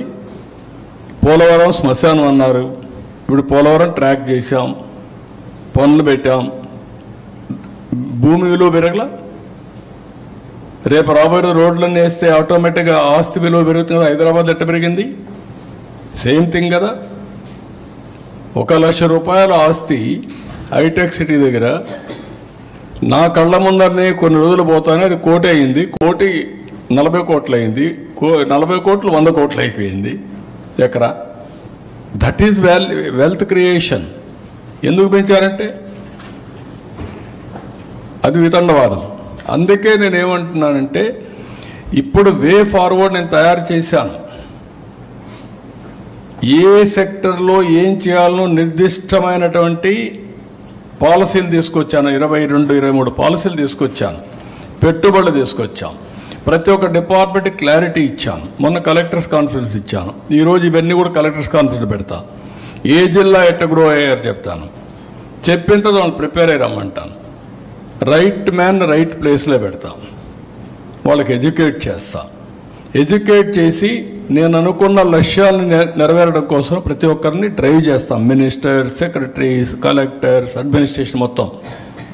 అప్పుడు సాధ్యమవుతుంది. నేను ఒక్కడే చేస్తే కాదు, ప్రజలు కూడా చేస్తాం. ప్రజలకు ఏం చెప్పారు? నన్ను నమ్మారు. ఏమని నమ్మారు? అభివృద్ధి చేస్తారు, సంపద వస్తుంది, ఆదాయం పెరుగుతుంది, మా పిల్లల భవిష్యత్తు బాగుంటుంది, మాకు ఉద్యోగాలు వస్తాయి, రెండోది మాకు వెల్ఫేర్ జరుగుతుంది. ఇప్పుడు నేను ఇది 58 లక్షల రూపాయలు ఆదాయం వచ్చిందనుకో, ఖర్చు పెడతారు కదా, పెడితే ప్రభుత్వానికి ఆదాయం వస్తుంది కదా, మళ్ళీ ఆ డబ్బులు ఎవరికి ఖర్చు పెడతాం? పేదవాళ్ళకి ఖర్చు పెడతాం. It is a cycle. సంపద సృష్టించకుండా ఖర్చు పెడతా ఉంటే ఎక్కడి నుంచి వస్తుంది నీకు? అప్పులు చేసి ఎవరిస్తారు? ఇప్పుడు మాకు అప్పు ఇవ్వడం. That is the scenario. అప్పు తీసుకున్న తర్వాత కడతా ఉంటే నమ్మకం ఉంటేనే అప్పిస్తాడు, లేదంటే ఎందుకు ఇస్తాడు? ఒకరోజు మొహమాటంతో మాట్లాడతాడు, రెండో రోజు తప్పించుకుంటాడు, మూడో రోజు తిరగబడతాడు. నువ్వు నా డబ్బులు కట్టవా, కథలు మాట్లాడుతున్నావని. మొన్న కూడా మాది కొన్ని బ్యాంక్ అకౌంట్స్ అన్ని ఇది వస్తే ఎదురాడాం. తెలంగాణలో ఇవన్నీ వస్తే దాన్ని కరెక్ట్ చేసుకున్నాం మేము. This are all the problems. ఎప్పుడు నేను చెప్పేవాడిని, బ్యాంకుల్లో అప్పు పుట్టాలంటే, డబ్బులు రావాలంటే, తక్కువ వడ్డీ రావాలంటే విశ్వసనీయత ముఖ్యం, క్రెడిబిలిటీ, రేటింగ్ ముఖ్యం. అది స్టేట్ గవర్నమెంట్కి కావచ్చు, కంపెనీకి కావచ్చు, వ్యక్తికి కావచ్చు. దెన్ ఓన్లీ నీకు ఇవన్నీ వస్తాయి. So this is where everybody 13 లక్షలకు ఆగిపోతారా, 58 లక్షలు కావాలనా అని ఆలోచించుకునే సమయం వచ్చింది. తెలుగుదేశం పార్టీ కంటిన్యూగా ఉంటే 58 లక్షల ఆదాయం వస్తుంది 47కి ప్రతి ఒక్క కుటుంబానికి, ప్రతి ఒక్క వ్యక్తికి. అదే అతను అలాంటి వాళ్ళు ఉంటే ఈ 13 లక్షలు 21 లక్షల్లో ఇంకా ట్రాప్లో ఉంటారు. అది కూడా వస్తుంది చెప్పలేము. అప్పులు ఎక్కువైపోయినాక ఏం చేస్తారు? ఇప్పుడు ఇచ్చేవాడు అప్పులు ఇచ్చేవాడు రాడు. ఇప్పుడుండే ప్రస్తుతం రేట్ చూస్తే 160 రేట్ ఉంది సార్. సినారియో చూస్తే 25 years అవన్నీ కూడా వర్క్.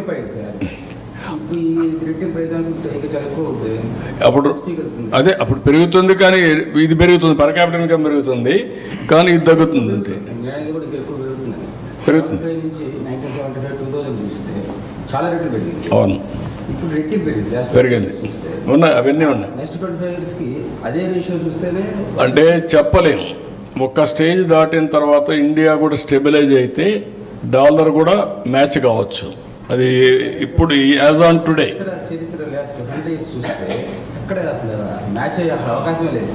చూడాలి. దాన్ని నేను కూడా కొంచెం ఎగ్జామిన్ చేయాలి. గవర్నమెంట్ ఆఫ్ ఇండియా కూడా పీపీపీ పెట్టుకుంటే పర్చేసింగ్ ప్యారిటీ. ఇప్పుడు ఇంకొకటి ప్రాబ్లం ఉంది, ఇవన్నీ కూడా ఆలోచించుకోవాలి. ఇప్పుడు జపాన్కి పోతే రేట్ ఆఫ్ ఇన్ఫ్లేషన్ లేదు, డిఫ్లేషన్ ఉంది. ధరలు తగ్గుతున్నాయి, మన దగ్గర పెరుగుతున్నాయి. కొన్ని కంట్రీస్కి పోతే tourism is very cost effective అయిపోయింది. సినిమాలు తీయడం కూడా ఈజీ అయిపోయినాయి. ఇక్కడ కంటే అక్కడ తీయడం తక్కువ ఖర్చుతో అయిపోతుంది. These are all various scenarios we are facing now. Out of balance అనేది ఇంపార్టెంట్. ఇక్కడ డబ్బులు సంపాదిస్తున్నారు, అందుకే హోటల్లో కూడా ఒక రూమ్ చూస్తే ₹1,00,000. అక్కడ పోతే 20,000 30,000 వచ్చేస్తున్నాయి. సేమ్ రూమ్, సేమ్ ఫెసిలిటీస్ ఉన్నాయి. ఈ అనామలీస్ ఉన్నాయి. Out to balance all these things it matter of time. Sir ఇప్పుడు ఈ FRBM limit central government sir, FRBM limit 3.5% వాళ్ళు పెంచాలి కదా. మన రాష్ట్రమే కదా, వాళ్ళకు ఉండేది 29 ఉన్నాయి కదా, అన్నిటికీ పెంచాలి కదా. మీకు మన చేతుల్లో ఉండే పనులు మనం చేసుకుంటూ వాళ్ళకి దగ్గర ఏం చేయాలో గట్టిగా మాట్లాడి అది ఎంతవరకు అవుతుందో అంతవరకు అవుతాయి. మనం ఒకరికే చేయరు, దేశానికి మొత్తం. ఫస్ట్ ఆఫ్ ఆల్ మనం నిలబడాలంటే మన సమర్థత పెంచుకోవాలి, మనం కష్టపడాలి, మనం తెలివితేటలతో బతకాలి. అదే నేను పిల్లలకు కూడా చెప్తున్నా.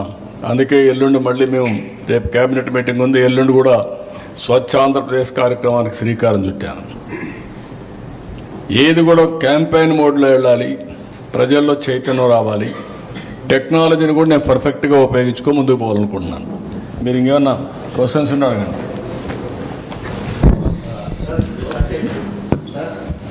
గ్రోత్ రేట్ అనేది చూపించారు మామూలుగా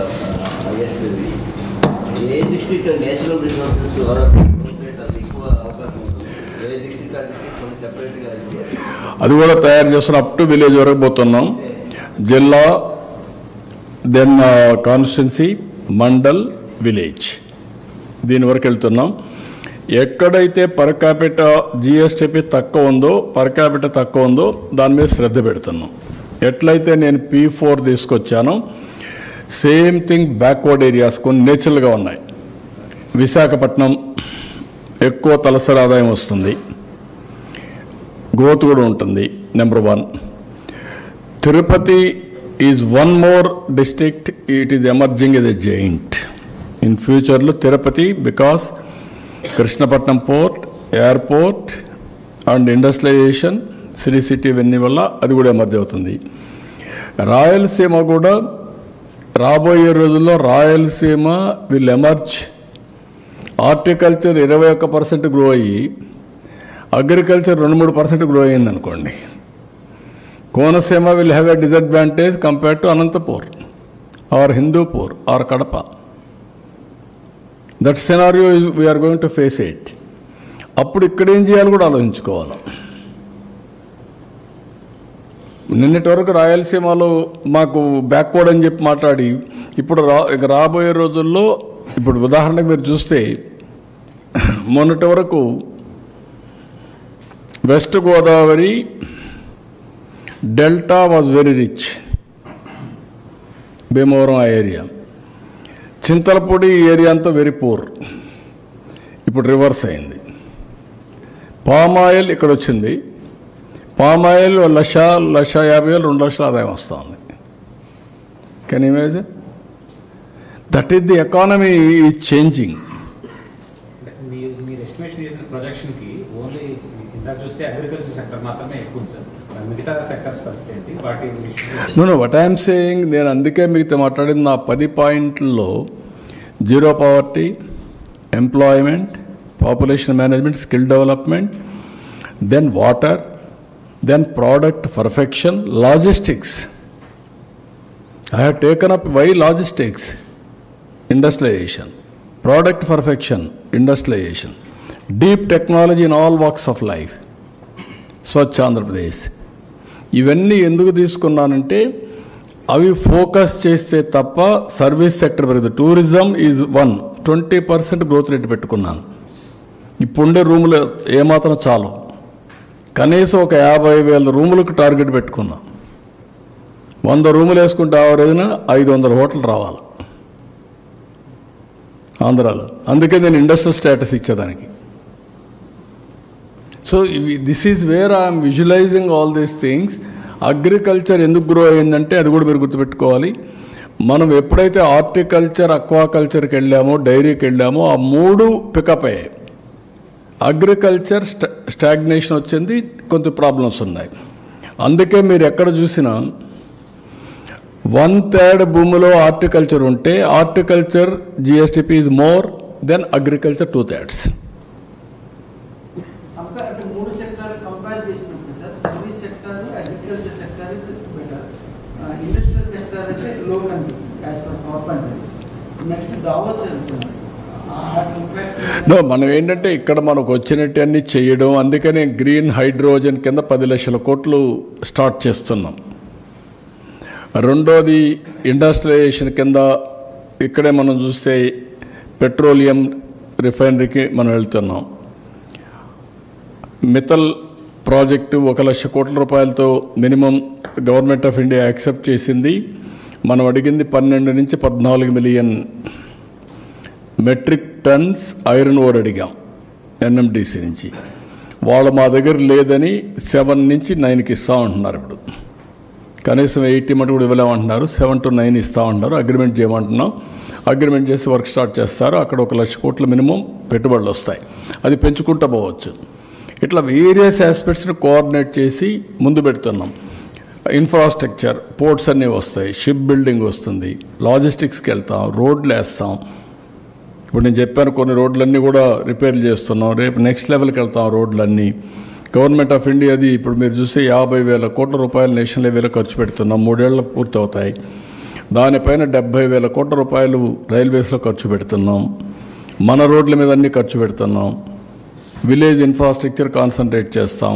ఎవరి ఇంటిపైన సూర్యఘర్లో పవర్ జనరేట్ చేస్తాం. వాళ్ళు వాడుకుంటారు, మిగిలింది గవర్నమెంట్కి ఇస్తారు, మళ్ళీ కావాలంటే తీసుకుంటారు. వేరియస్ స్కీమ్స్ అన్నీ కూడా పెట్టి how to take forward we are doing our best. Sir P4 What is the percentage of below poverty line families in the population? మన వాళ్ళ లెక్క ప్రకారం అంటే 2 ఉన్నాయి ఇక్కడ. రిలేటివ్లీ 12 లక్షల కుటుంబాలు బీపీఎల్ అని అన్నిటికంటే లోయెస్ట్ ఉండేదని. ఫస్ట్ 12 లక్షల ఫ్యామిలీస్ని ఐడెంటిఫై చేయమన్నాను. P4 పాలసీ మార్చి నుంచి స్టార్ట్ చేద్దామని, ఉగాదికి తెలుగు న్యూ ఇయర్ డేకి I want to start it. Adoption అవన్నీ చేసి అక్కడి నుంచి నేను టాప్ 15% ఆర్ 10%, లోయెస్ట్ 15-20% కంటిన్యూగా హ్యాండ్ హోల్డింగ్ చేయాలి. ఆర్థిక అసమానతలు తగ్గించుకుంటూ రావాలంటే కిందవాడి పైకి రావాలి. పైవాడిని కిందికి అయితే ఫలితం ఉండదు, దెబ్బతింటాం. అజేయం sky is the limit, let them grow. కింది వాడికి వాడు సంపాదించిన డబ్బులో వాడికి కూడా సోషల్ రెస్పాన్సిబిలిటీ కింద పెడుతున్నా. It is your responsibility. Society వల్ల పైకి వచ్చావు, pay back, give back. That is my concept. Do we have information on poorest of the poor? I mean, No, we are having some rough estimates. people who don't have 2 square meals a day. You have information. అందుకే 2 square meal కూడా ఇవ్వలేని వాళ్ళ కోసం ఇప్పుడు అన్నా canteen పెట్టాం. 4,000 రూపాయలు ఇచ్చాం, 6,000 రూపాయలు ఇస్తున్నాం. ఇంట్లో ఒకరికి 60 లక్షల మంది అంటే మీరు చెప్పిన వాళ్ళందరూ దాంట్లో వచ్చేసారు. మినిమం సపోర్టింగ్ స్కీమ్స్ అన్నీ ఇస్తున్నాం, అందరికీ ఇస్తున్నాం. దాన్ని ఇప్పుడు నేనేం పెట్టుకున్నాను, ఫస్ట్ ఫేజ్ 1 ప్రతి ఇంటికి ఇల్లు ఉండాలా, ఇంటి జాగా ఉండాలా, టాయిలెట్ ఉండాలా, గ్యాస్ ఇవ్వాలా, 3 సిలిండర్లు ఉచితంగా ఇస్తాం. గ్యాస్ కూడా pipeline gas PNG is better than LPG.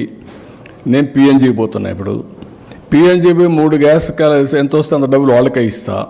15-20% తగ్గుతుంది. పైప్ లైన్లో ఎప్పుడు కావాలంటే అప్పుడు వాడుకుంటాడు పిఎన్జీ అయితే. ఇంకా గ్యాస్కు బుక్ చేసుకునే పని లేదు, కరెంట్ మార్గం వాడుకుంటాడు. తర్వాత మీకు అక్కడికి వచ్చినప్పుడు పవర్ ఇస్తాం, tap water, every home tap water ఇస్తాం. ఇప్పుడు దీంతో మీకు ఏమైంది, ఆల్మోస్ట్ ఆల్ ఎవ్రీథింగ్ ఒక వ్యక్తికి కావాల్సిన అవసరాలన్నీ ప్రొవైడ్ చేస్తాం. ఆ village habitation, beautiful cement road, drainage, street lights, waste నుంచి ఏదైతే గార్బేజ్ చేయడం కోసం చెత్త కలెక్షన్ ఇంట్లో నుంచి దాన్ని గార్బేజ్ని తీసుకుపోయి కాంపోస్ట్ చేయడం, మళ్ళా పొలాలకు ఉపయోగించడం. ప్రతి ఒక్క ఊరిని పరిశుభ్రమైన village. Then natural farming. Natural ఫార్మింగ్లో పండిన పంట నీ ఆరోగ్యానికి చాలా భరోసా. నువ్వు హాస్పిటల్ పోయి తగ్గుతుంది, మీనింగ్ఫుల్ లైఫ్ ఉంటుంది. ఇంట్లో పైన కరెంట్ ఉత్పత్తి చేస్తున్నావు, నీ వెహికల్కి నువ్వే ఛార్జ్. నేను అడిగాను మా ఊర్లో పోయి, మా ఊర్లో కూడా 6-7 వెహికల్స్ ఉన్నాయి, 10 వెహికల్స్ కార్లు ఉన్నాయి. పక్క ఊర్లో ఇంకొక 10 ఉన్నాయన్నారు, ఇంకొక ఊర్లో చూసి 20-30 ఉన్నాయన్నారు. పిల్లలు చదువుకున్నాక వాళ్లే పంపించేస్తున్నారు. ఇప్పుడు నేను చెప్పేసిన పాలసీలో ఇంటి పైన పెట్టుకుంటే కార్ ఛార్జ్ చేసుకో, నీకు ఖర్చు లేదు. You go anywhere and come back. సైకిల్కి చేసుకో ఛార్జింగ్, స్కూటర్కి చేసుకో. నేను 200 యూనిట్లు అందరికీ ఫ్రీగా ఇస్తున్నా. 300 యూనిట్లు 78,000 ఇస్తాం సబ్సిడీ. మిగిలింది నువ్వు బారో చేసుకుని నువ్వే పే చేసుకో. కరెంట్ ఛార్జీలు కట్టే పని లేదు. నేనే ఇస్తా, తిరిగి కరెంట్ మాకి. ఆ మిగిలిన కరెంట్ ఛార్జీలు కట్టే పరిస్థితి ఉండదు. ఆ డబ్బులు తీరే వరకు అడ్జస్ట్ చేసుకుంటాం, తర్వాత మీకే ఇస్తాం asset. Then you can generate power for monetisation. డబ్బుల కోసం నువ్వు అమ్ముకోవచ్చు. సర్ప్లస్ పవర్ని ₹2.5 మేము ఇస్తాం ఇప్పుడు కొని. So I'm providing opportunities. ఇవన్నీ ఆపర్చునిటీస్ అందిపుచ్చుకునే బాధ్యత ఎవరిది? స్టేక్ హోల్డర్స్ది, ప్రజలది. వాళ్ళని మోటివేట్ చేసే బాధ్యత ఎమ్మెల్యేలది, ఎంపీలది, మీడియాది. మీరేంటంటే నెగిటివ్ వార్తలు రాయడమే మీకు అలవాటు అయిపోయింది. పాజిటివ్ వార్త అంటే దానికి మసాలా లేదు, ఎవడు చూడడు, టేకర్స్ లేరు. సిబిఎన్ని ఏదో తిడితే సీఎం అని తిట్టాడు గొప్పోడు అని మీరు పెద్ద వార్త దానికి. That is the problem. Sir ఇందాక మీరు మైనింగ్ విషయంలో చాలా మైనస్లో ఉన్నారు. దాని మీద మీరు ఏమన్నా చేస్తున్నా. ఇప్పుడు కూడా ఒక మీటింగ్ ఉంది ఈరోజు. ఇది కూడా ఒక మీటింగ్ ఉంది, దాని మీద కసరత్తు చేస్తున్నా. లాస్ట్ ఇయర్ ఇంకా మొత్తం అస్తవ్యస్తం చేశారు. అవన్నీ కూడా కసరత్తు చేసి విల్ స్ట్రీమ్ లైన్. సార్ మామూలుగా మంచి ప్రాఫిట్లో ఉండాల్సిన అవసరం కంప్లీట్గా దీంట్లో ఉంది. సో లాస్ట్ ఇయర్ చేసిన దాన్ని ఈ ఇయర్ ఇప్పుడిప్పుడే మీరు చూస్తే అలవాటైపోయిన ప్రాణాలు కొన్ని ఉన్నాయి. ఇంకా ఎక్కడికక్కడ నాకు కూడా కొన్ని సవాళ్ళు ఉన్నాయి. అన్ని సవాళ్ళు ఎదుర్కొంటున్నాను ఇప్పుడు. అందుకే మీకు ఒకసారి చూస్తే పెన్షన్ నేను ఏ ఎక్స్టెంట్కి పోయాను. సెల్ ఫోన్లో ఆటోమేటిక్గా పోతే ఎక్కడ డిస్ట్రిబ్యూట్ చేశాడో ఇండివిజువల్ పెన్షన్ని మానిటర్ చేస్తున్నా. రెండోది, నువ్వు 300 అడుగులు దూరంగా కనిస్తే అది నీకు కట్ అయిపోతుంది. అది కూడా పెడుతున్న సిస్టమ్. నువ్వు వాడింటికాడ కాకుండా నువ్వు ఎక్కడికో రమ్మనిస్తే మాత్రం అది అలో చేయం. జియో ట్యాగింగ్ చేసిన తర్వాత దట్ ఈస్ ది బెనిఫిట్. లేదు 5 నిమిషాలు 1 సెకండ్లో వాడికి మెసేజ్ పోతుంది, you are doing wrong thing, correct it. చేయకపోతే మాత్రం నీ మీద యాక్షన్. మళ్ళీ మధ్యాహ్నం వరకు ఏం చేస్తున్నాను, ఐవీఆర్ఎస్ అడుగుతున్నా, నీకు పెన్షన్ కరెక్ట్గా వచ్చిందా, డబ్బులు అడిగారా, అవినీతి ఉందా. సో దట్ నాకేంటంటే 1 పైసా కూడా కరప్షన్ లేకుండా I wanted to provide all services real time, never in the history. Paddy procurement ఉంది, రైతు వచ్చాడు, వస్తానే నా ప్యాడీ ఉంది తీసుకోమంటున్నాడు. తీసుకోమంటే శాంపుల్స్ తీస్తున్నాం, అక్కడ మాయిశ్చర్ టెస్ట్ చేస్తున్నాం, దాని ఆర్డర్ ఇస్తున్నాడు, నేరుగా రైస్ మిల్కి వెళ్తుంది. రైస్ మిల్లో ఏంటి, ఆటోమేటిక్గా మళ్ళీ మాయిశ్చరు టెస్ట్ చేస్తారు. 2 టాలీ కావాలి. మిషన్ క్యాలిబ్రేషన్లో కూడా ప్రాబ్లం ఉంటే వెయిట్స్ అండ్ మెజర్స్ని మళ్ళీ స్ట్రీమ్ లైన్ చేస్తున్నా, ఒకటే మెషిన్ ఇస్తాం. అది అయిన తర్వాత నేను ఐవీఆర్ఎస్ అడుగుతున్నా. వాడు పేమెంట్ అవుతుంది, అన్లోడ్ చేస్తాడు, వాడు తీసుకున్నట్టు పెడితే నెక్స్ట్ మూమెంట్లో డబ్బులు ఆయన అకౌంట్లో వేస్తా. 1 అవర్లో బ్యాంకు పోయి డబ్బులు తీసుకోవచ్చు, బ్యాంకు కూడా పోవక్కర్లా, ఆన్లైన్లో పేమెంట్ పే చేసుకోవచ్చు. Can you imagine? That is the power of technology. ఎల్లుండి ఐఎమ్ ఇనాగ్రేటింగ్ వాట్సాప్ గవర్నెన్స్. నువ్వు మెసేజ్ పెడితే పెట్టు, తెలియదు నువ్వు మాట్లాడు, నువ్వు voice message convert to text for action, again voice message నీకు వస్తుంది, దాన్ని డెవలప్ చేయమన్నా. దిస్ ఈజ్ వేర్ నేనేంటంటే టెక్నాలజీ ఉపయోగించుకొని పేదవాడికి ఏ విధంగా చేయాలి, ఇబ్బందులు లేకుండా ఏ విధంగా ముందుకు పోవాలని. కానీ కొంతమందికి ఇవి కూడా ఏదో మాట్లాడుతూ ఉంటారు కన్ఫ్యూజ్ చేయడానికి. But we are using every step. Real time governance is that. అంటే నేను ఎందుకు అడుగుతున్నాను సార్, మీరు మీ కంటెంట్ సంపద సృష్టి అనే దాని దృష్టిలో ఉన్నారు, మైనింగ్ లాంటి వాటిని. No, not only that, what I am saying, ప్రభుత్వానికి కొన్ని కోట్ల రూపాయలు నష్టం వచ్చే పరిస్థితి. డెఫినెట్గా వీఆర్ అట్ ఇట్. క్వశ్చన్ లేదు, దాంట్లో వదిలిపెట్టే సమస్య లేదు. నా దృష్టికి వచ్చింది, అవన్నీ చేస్తున్నాం. ఈ ప్రాధాన్యతలో ఒకసారి మీతో ఇప్పుడు ప్రెస్ కాన్ఫరెన్స్ అనుకున్నాను అనుకో, 15 నిమిషాలు కొన్నాను, 1 అవర్ తీసుకున్నారు, ఇంకో 15 మంది వెయిట్ చేస్తున్నారు. దాని తర్వాత మీటింగ్ ఒకటి ఉంది. వీఆర్ ఆల్సో హ్యూమన్ బీయింగ్స్ కదా, మెషిన్స్ కాదు కదా పనిచేయడానికి. కంప్యూటర్లకే అలసిపోతూ ఉంటాయి ఒకసారి ఉంటాయి.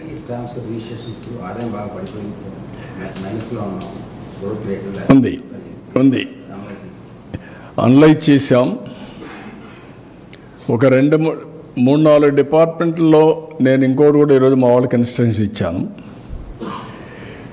జిల్లాల వారీగా అందరికీ ఇవన్నీ కూడా రివ్యూ చేయమంటున్నాం. మా కలెక్టర్స్ కూడా రెస్పాన్సిబిలిటీ పెడుతున్నాం. రెవెన్యూ కలెక్షన్, జిఎస్టిపి కూడా వాళ్ళ బాధ్యత.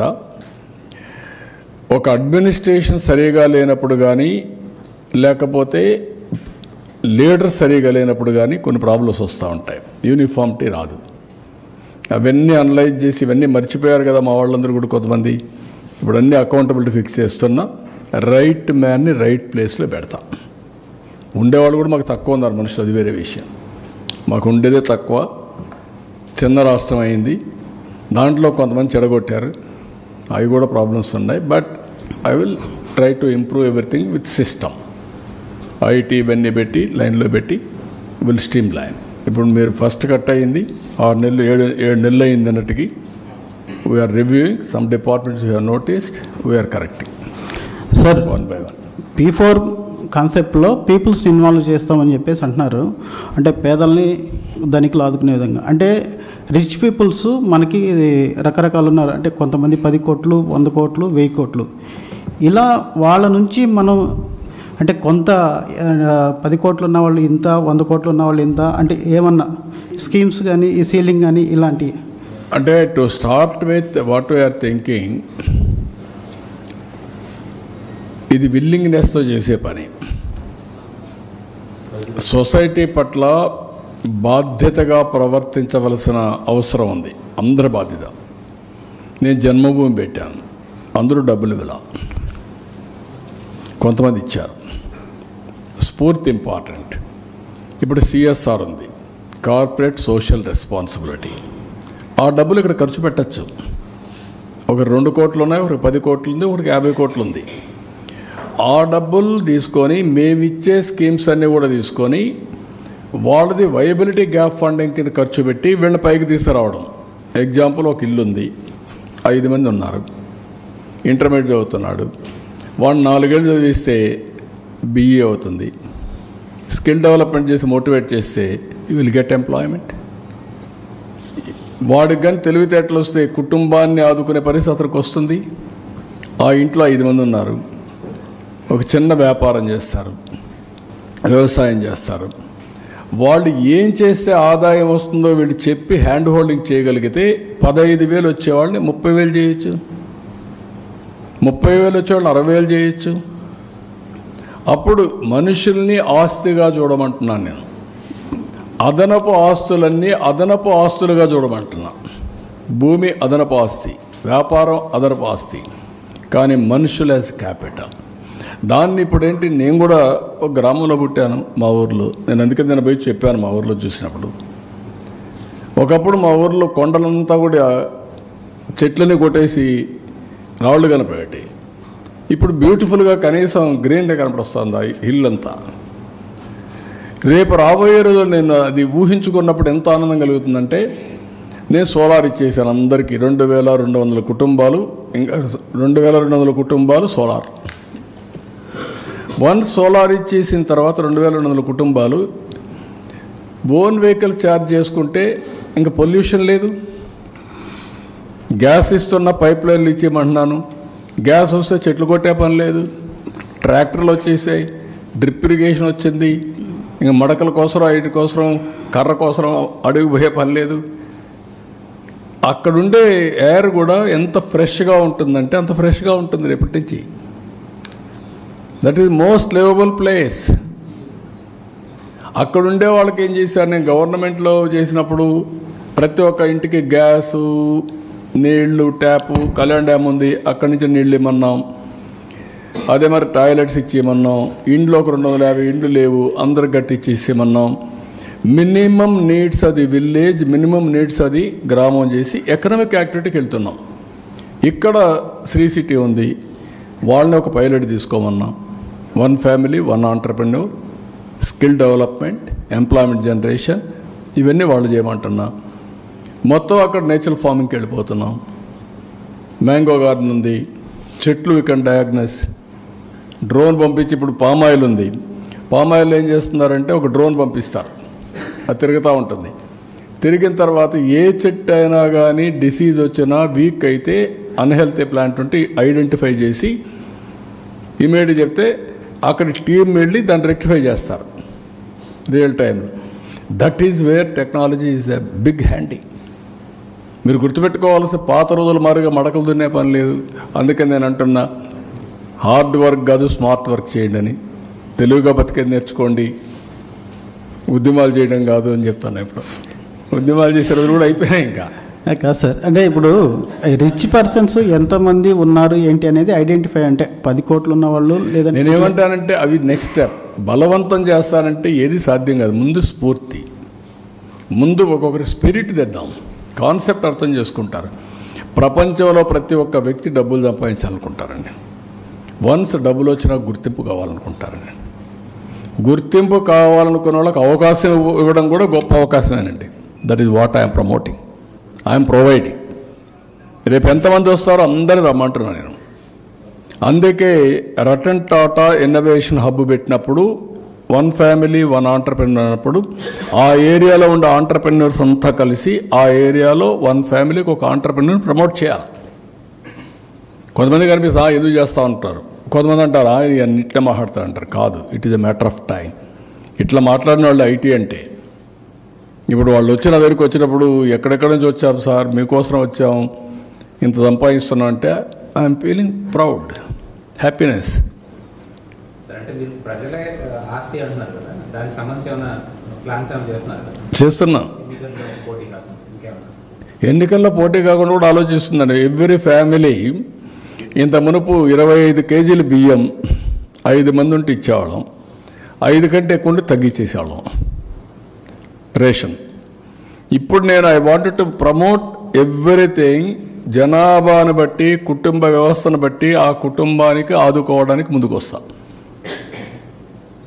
ఒకప్పుడు జనాభా భారం, ఇప్పుడు జనాభా ఆస్తి. How to make it, how to help him.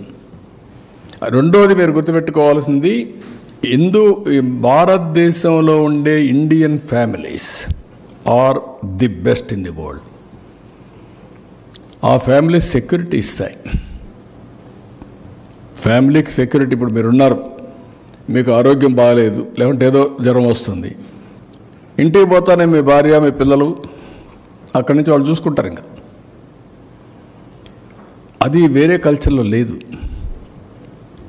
ఇప్పుడు ఎలక్షన్స్లో కూడా మీరు నేను తిరుపతిలో ఒక మాట అన్నారు, 2 పిల్లలు ఉంటేనే ఖచ్చితంగా. అవును, అది పెడుతున్నా, తీసుకొస్తున్నారు సార్. ఒక పిల్లలు ఉంటే కుదరదు అనేది తీసుకొస్తాం. అప్పుడు తీసుకొచ్చాం కదా, మళ్ళా తీసుకొస్తాను.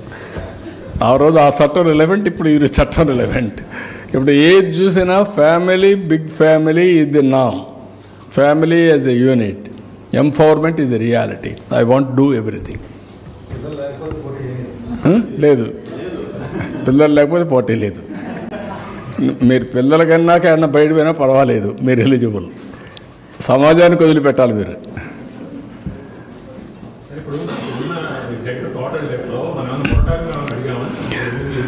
మారిటోరియం అడిగేదానికంటే కూడా ఇప్పుడు రీషెడ్యూల్కి వెళ్తున్నాం.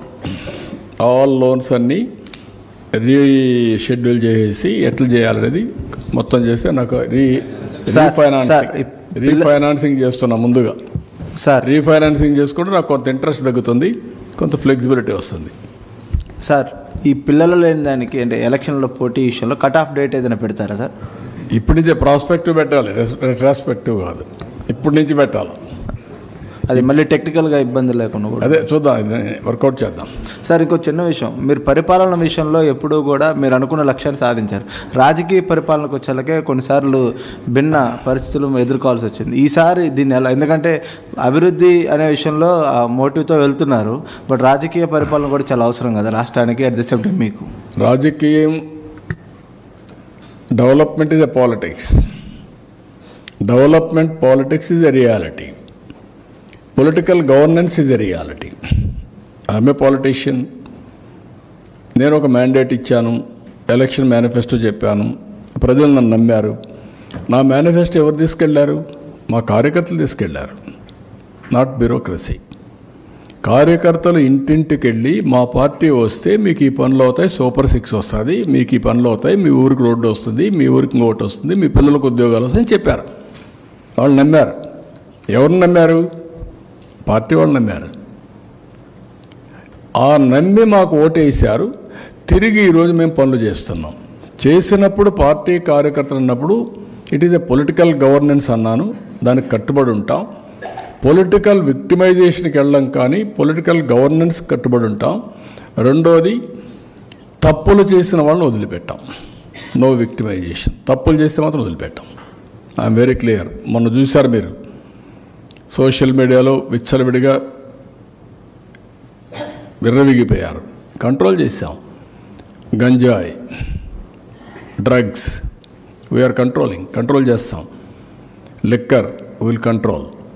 ఏదైనా సరే అవతల వాళ్ళు చేసిన తప్పులన్నీ కంట్రోల్ చేసి లా అండ్ ఆర్డర్ మెయింటైన్ చేసి మళ్ళీ కావాలని చేస్తే మాత్రం ఎవరిని వదిలిపెట్టాం. తెలుగుదేశం పార్టీకి ఒక సాలిడ్ చరిత్ర కూడా ఉంది. ముఠా కక్షలు, మత కలహాలు, లేకపోతే తీవ్రవాదం, రౌడీయిజం అన్నీ అణిచివేశాం.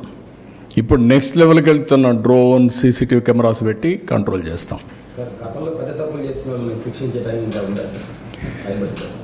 అది నిరంతరం ఉంటుంది. ఒకరోజుతో అయిపోయేది కాదు. దానికి కూడా ఎవిడెన్స్ అన్నీ ఎస్టాబ్లిష్ చేసుకొని ఏది చేసినా కూడా పగడ్బందీగా చేయాల్సిన అవసరం ఉంది. పనిష్మెంట్ ఉండాలి, పగడ్బందీగా ఉండాలి. ఓకే, దేశంలో చట్టాలు అనేటివి మనం చూడాల్సిన, గుర్తుపెట్టుకోవాల్సింది, టెంపరవరీగా కొంతమంది తప్పించుకోవచ్చు, కానీ తప్పు చేయని వాడు పనిష్మెంట్ రాదు వీళ్ళంత వరకు. That is the beauty of our చట్టం. తప్పు చేసిన వాడు తప్పించుకోలేడు. చేయని వాడికి పనిష్మెంట్ రాదు, తప్పు చేసిన వాడు తప్పించుకోలేడు. It is a matter of time. కొన్ని రోజులు ఎస్కేప్ అవుతారు. ఎప్పుడో ఒకసారి వాళ్ళ లైఫ్ అంతా కూడా తప్పు చేసిన వాడికి తప్పదు. నేను ఎప్పుడో ఒకసారి అనేవాడిని, రాయలసీమలో పోస్ట్ మార్టం క్రియేట్ చేసిన వాడికి పోస్ట్ మార్టం తప్పదని. పోస్ట్ మార్టంకు కారకులైన వాడికి, అంటే ఒకరిని చంపిన వాడికి వీడికి కూడా పోస్ట్ మార్టమే. ఎవరు వదిలిపెట్టరు. నలుగురు చంపితే నలుగురిలో ఒకరికైనా కోపం వస్తుంది. దిస్ ఆర్ ఆల్ మీకు అందరికీ. ఎందుకంటే మిమ్మల్ని ఎడ్యుకేట్ చేస్తే రాష్ట్రాన్ని ఎడ్యుకేట్ చేసినట్టు.